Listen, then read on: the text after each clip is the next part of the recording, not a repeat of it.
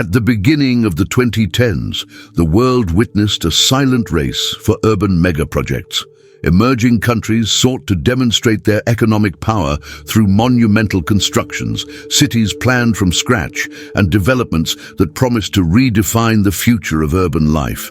It was within this context that Forest City emerged, a project that aimed to be more than just another city, but a global symbol of modernity, luxury, and limitless ambition.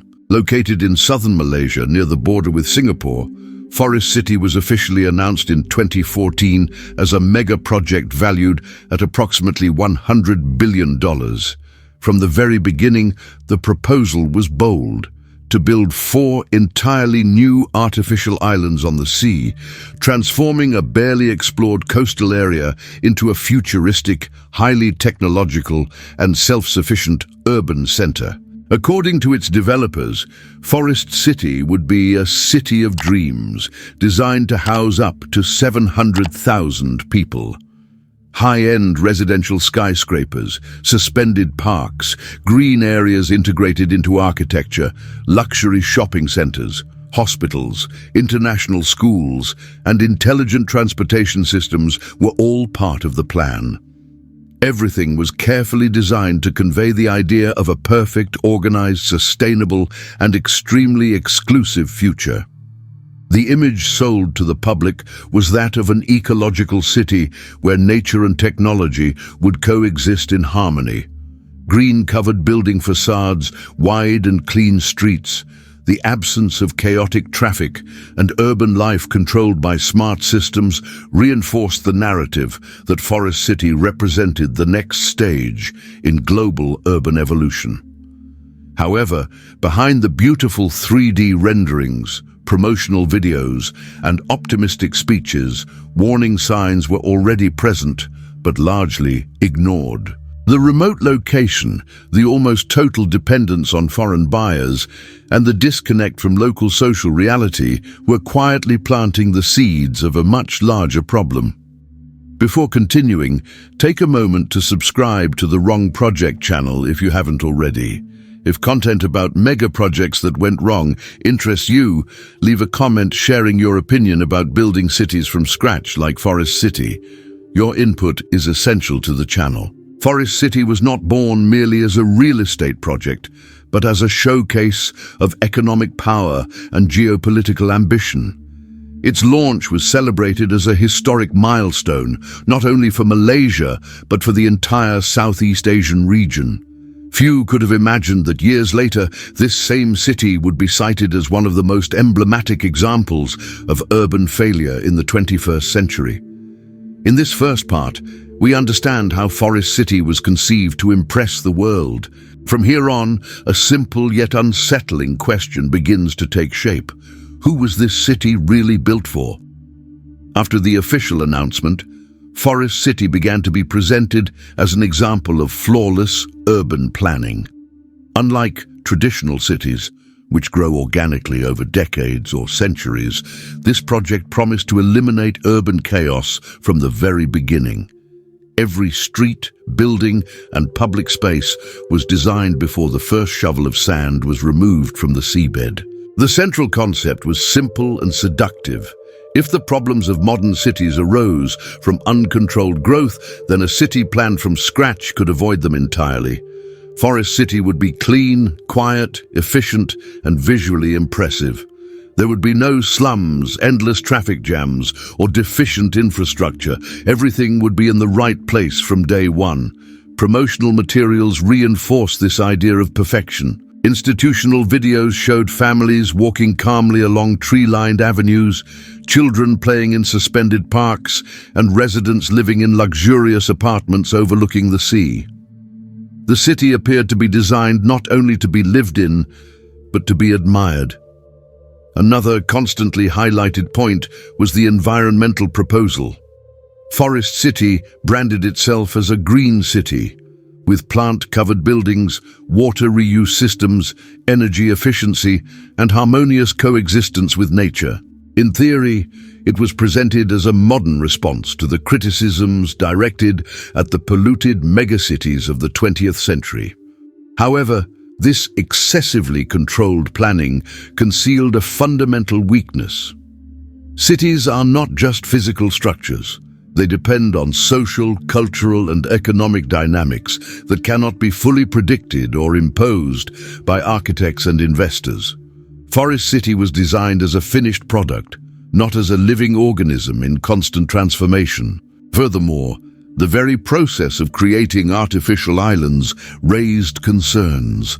The massive extraction of sand from the seabed to form new urban areas caused significant environmental impacts, affecting local ecosystems and fishing communities in the region. These side effects were downplayed in official narratives, but already indicated that the true cost of the project went far beyond its announced financial value. While the planning looked perfect on paper, a silent disconnect began to form between the idealized city and the reality in which it was being built. The project moved forward rapidly, driven by massive investments and promises of equally massive returns, but without a deep debate about its long-term social viability. At that moment, Forest City became a classic example of excessive confidence in engineering and capital. The belief that money, technology, and planning alone would be enough to create a functional city ignored an essential truth. Cities do not work simply because they are well designed, but because people genuinely need them.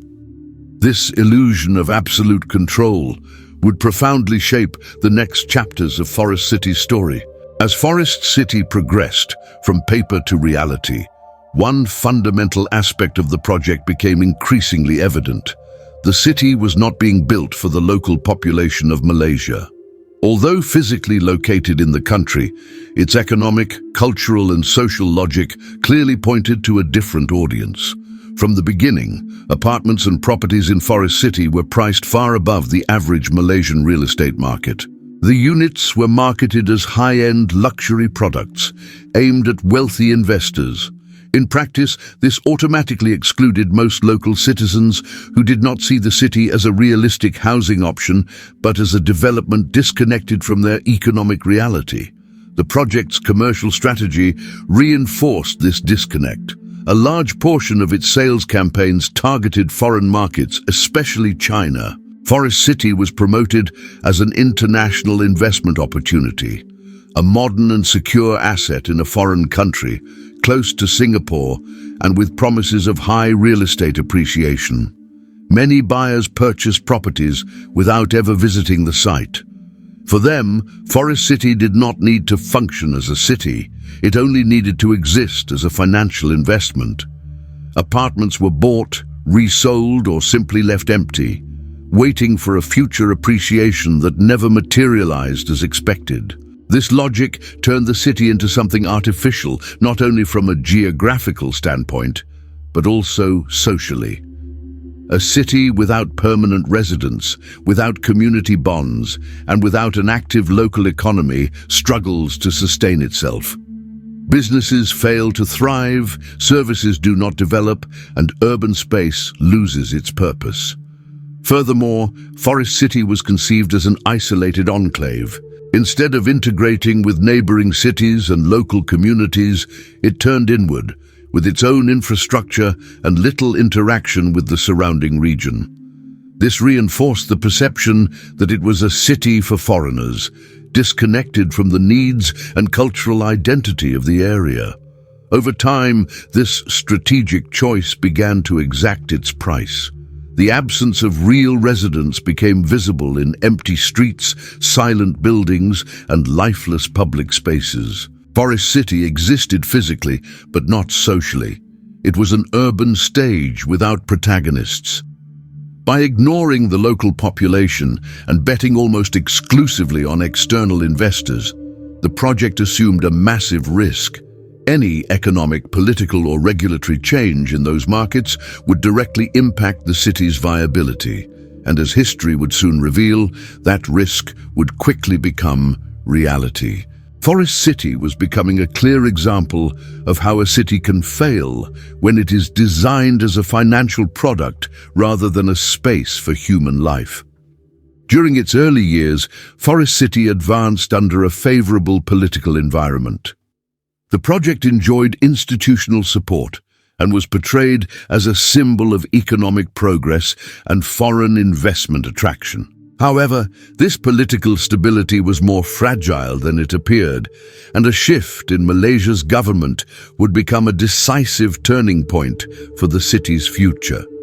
In 2018, Malaysia underwent a significant political transition.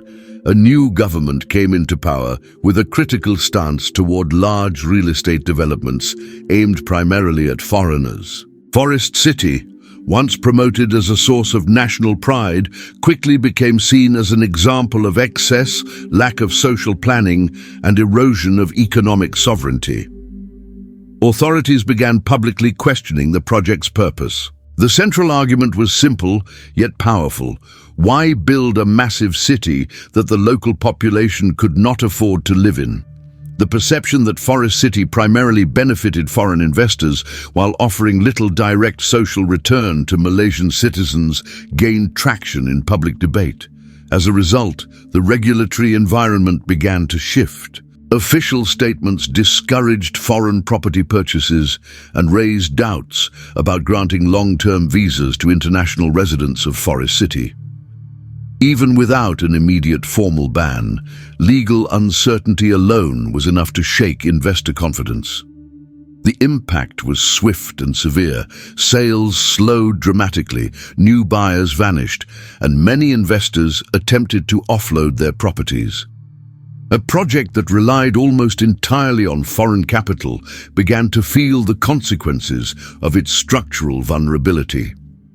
Moreover, Forest City became a symbol of a broader debate about national identity, urban development, and social inequality. For many citizens, the development represented a city disconnected from Malaysian reality, built to serve external interests at the expense of local needs. This clash between global ambition and national politics exposed a critical strategic flaw. Large urban projects do not exist in a political vacuum. They depend on institutional stability, social acceptance, and alignment with the priorities of the host country. When these elements break down, even the largest investments become fragile. Forest City, designed to last for decades and house hundreds of thousands of people, began facing an uncertain future. The billion-dollar dream was clearly entering its most critical phase, where political decisions would outweigh any futuristic rendering or promise of luxury. With the combination of declining sales, political instability, and the absence of permanent residents, Forest City began to reveal its most unsettling face, that of a nearly empty city. What was designed to house hundreds of thousands of people turned into a silent urban space where human presence was rare and scattered. Walking through Forest City's streets felt like moving through an unfinished set or an urban simulation. Residential towers, dozens of stories high, remained mostly dark at night. Empty balconies, closed windows, and silent corridors reinforced the impression of abandonment, even in officially completed areas. Commercial spaces, designed to serve a large population, struggled to operate or simply shut down. Modern shopping malls had few open stores, restaurants operated with limited hours, and basic services fought to survive without a stable customer base. A city without people does not generate economic circulation, and Forest City experienced this reality every day. The contrast between the grand infrastructure and the lack of urban life caught the attention of visitors and international media. Reports began describing Forest City as a ghost city, a term usually associated with places abandoned after economic collapses or natural disasters. In this case, however, the abandonment occurred almost simultaneously with construction. This situation exposed a fundamental design flaw.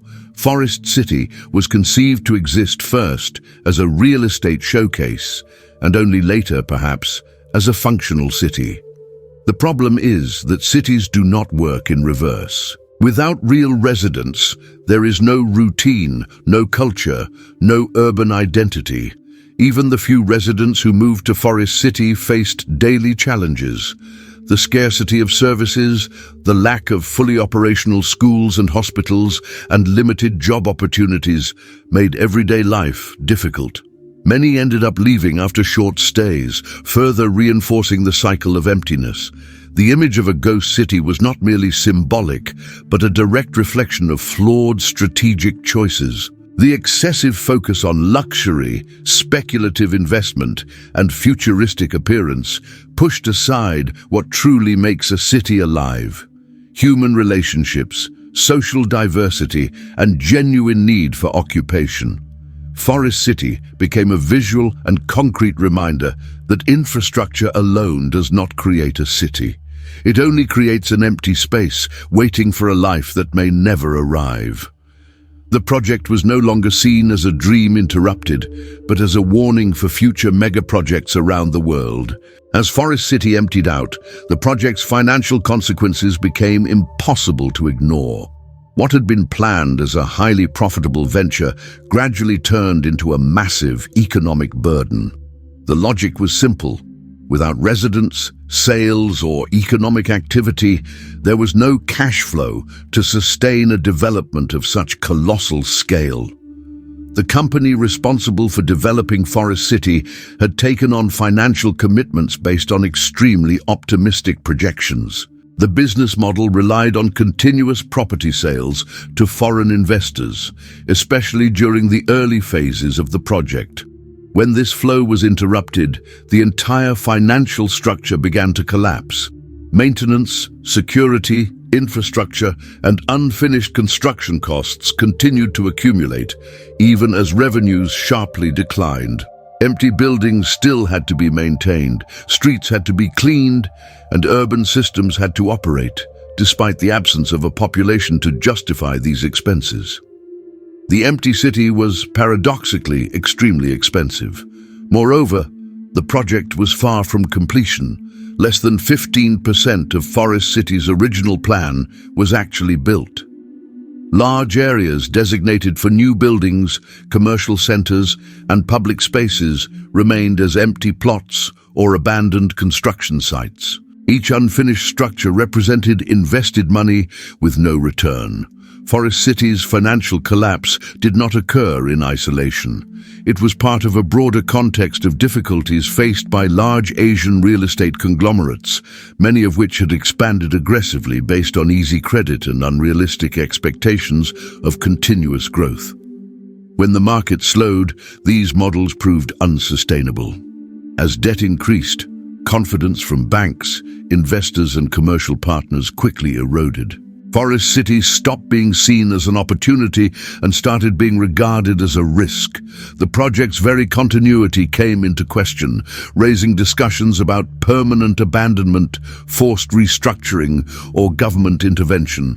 This financial collapse exposed yet another structural flaw: the absence of a realistic contingency plan. Forest City was designed for an ideal scenario where everything would work as expected. When reality proved otherwise, there were no clear strategies for adaptation or course correction. The burden of debt turned Forest City into a symbol of excess and financial recklessness. More than an empty city, it became an example of how megaprojects can quickly turn into economic traps when built on fragile expectations disconnected from reality. Over the years, Forest City ceased to be merely an isolated case of real estate failure and began to occupy a broader place in the global debate on urban megaprojects. Its story started being analyzed by urban planners, economists, and governments as a clear example of the risks involved in creating entirely new cities without real and sustainable demand. Forest City's failure revealed that the problem was not only in execution, but in the project's very logic. The idea that cities can be planned as luxury products aimed primarily at investors rather than residents proved to be deeply flawed. A city cannot exist solely as a financial asset. It must fulfill a concrete social function. In different parts of the world, similar projects began to be re-examined in light of what happened in Malaysia. Planned cities in deserts, artificial islands, futuristic districts, and special economic zones started to be viewed with greater caution. Forest City became a negative reference, frequently cited as a warning of what happens when ambition surpasses reality. Another central point in the debate was the disconnect between infrastructure and human need. Forest City proved that building structures, roads and services is not enough if there is no population that truly needs to occupy that space. Urbanism is not only engineering, it is also sociology, economics and culture. The project also exposed the vulnerability of countries that rely excessively on foreign capital to develop large-scale works. When that capital withdraws, whether for political, economic or regulatory reasons, the impacts can be devastating.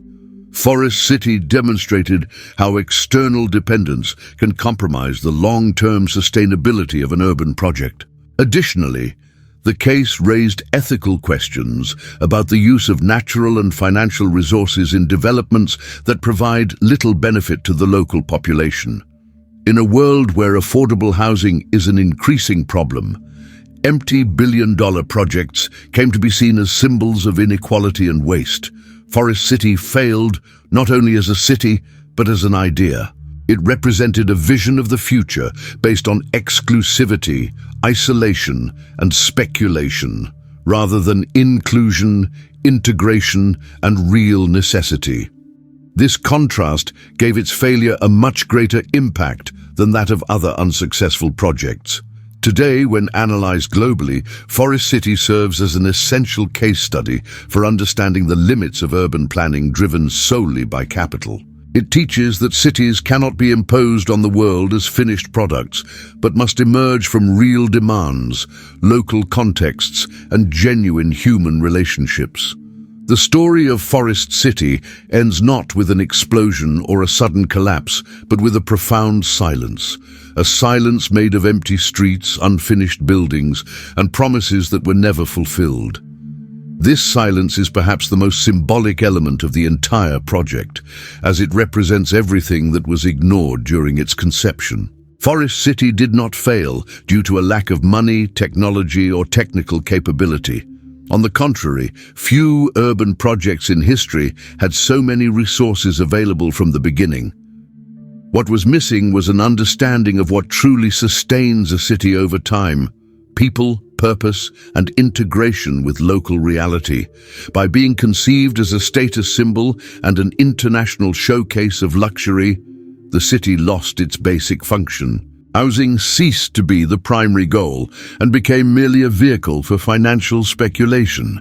When capital withdrew and political conditions changed, there was no community left to sustain the urban space. Forest City also exposed the limits of the idea that the future can simply be designed and imposed. Perfect renderings and optimistic speeches are incapable of creating real urban life.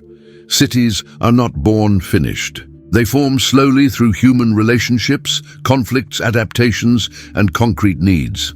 As a wrong project, Forest City perfectly fits the concept of analyzing grand ideas that ignored essential factors.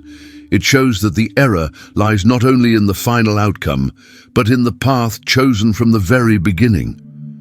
When urban planning disconnects from society, failure stops being a distant possibility and becomes an inevitable consequence. Today, Forest City remains as a monument to excessive ambition, a physical reminder that megaprojects should be judged not by the size of their investments, but by their relevance to people's lives. Its legacy is not that of a city of the future, but a warning for the present. When looking at Forest City, the final question is not whether it could have worked, but whether it should have been built at all. This is the essence of wrong project. Projects that appeared grand, but failed by ignoring the most basic element of all. Cities are not made of concrete, glass, and steel. Cities are made of people,